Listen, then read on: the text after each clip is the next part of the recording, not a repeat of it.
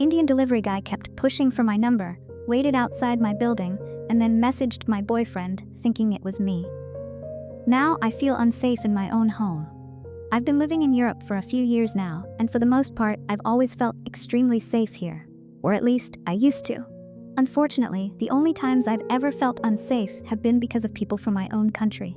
Today, I had something delivered to my home, and the delivery guy happened to be Indian. From the moment he arrived, he started asking me all kinds of personal questions. Where I'm from, if I live alone, what I do for work. I kept my answers vague and even lied about certain details because I didn't want to give away any real information about myself. He eventually left, and I thought that was the end of it.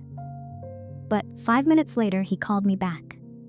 He claimed he had dialed my number by mistake, but then he kept pushing me to give him my number, even though I was clearly uncomfortable. I didn't want to cause a scene, so I gave him my boyfriend's number instead. Since my boyfriend is a local, I figured he would scare him off if he tried anything. Then, the delivery guy suddenly said he didn't understand the number and was waiting outside my building so I could come out and let him scan my WhatsApp profile to get my number. At this point, I firmly told him, I'm not comfortable sharing my number.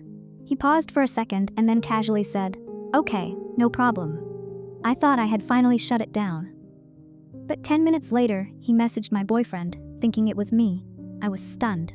This was the same number that he claimed he didn't understand.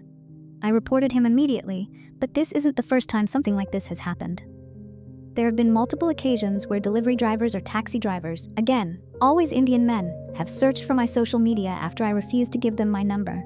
I just don't understand how they fail to realize how unprofessional and outright creepy this is. Do they not see how much this kind of behavior damages India's reputation abroad?